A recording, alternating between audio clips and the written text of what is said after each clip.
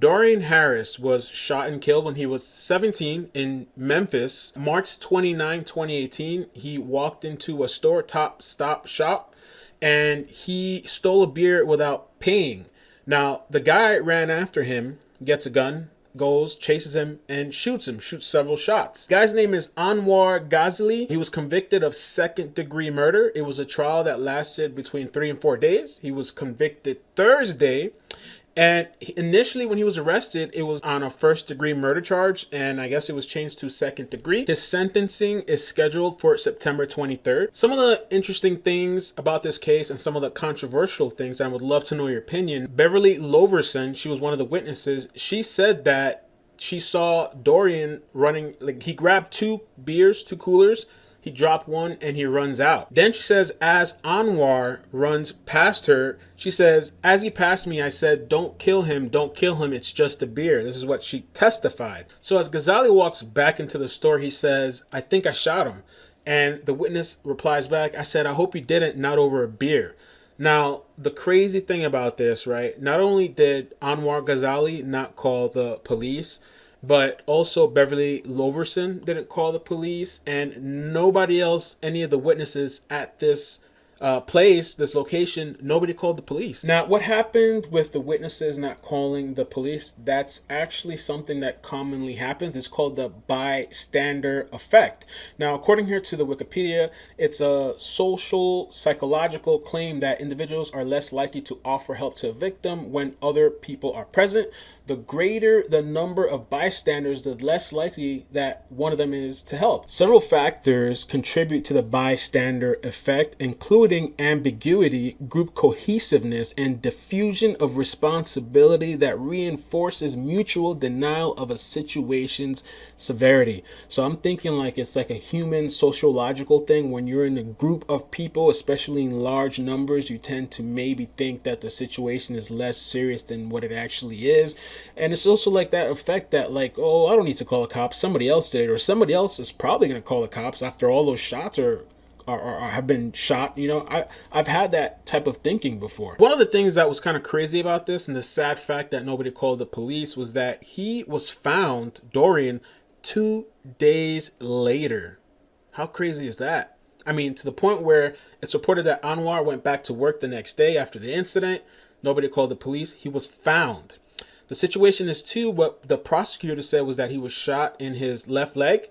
I believe it was his left thigh, and that it hit a major artery. Ghazali at the time was arrested 2 days later. Some of the remarks from Ghazali's defense attorney, he says this, and I quote, Memphis is a community that is struggling with many things, he said, and racial and economic inequality plague us daily. I understand why this case caused public frustration because another African-American kid has been needlessly killed, but decisions of guilt and innocence and questions of intent should not be based on emotion.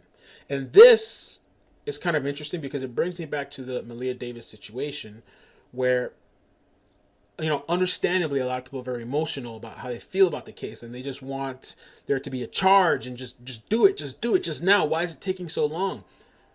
In the court of law, one of the things that comes into question is intent. One of the arguments that Blake Ballin made during the, I guess, court proceedings was that this guy, if he really wanted to kill him, why would he return back to work the next day? Which is a pretty good argument. By the way, I'm not saying that just because somebody goes back to work or commits an act and goes back to their normal regular routine that it indicates that there wasn't any intent, but I'm just saying with the context of information that we're given with the witnesses of them saying that he thinks he did but he's not sure, or maybe, and none of the witnesses thinking that it was that urgent also to call or the police, that's when you can kind of bring into question intent. And I guess there was enough reasonable doubt for them to charge him with the second degree instead of the first degree. What do you guys feel about this? You know, it's definitely an unnecessary death. You know, of course, stealing is wrong for sure, but to die over it, you know, the climate that we're in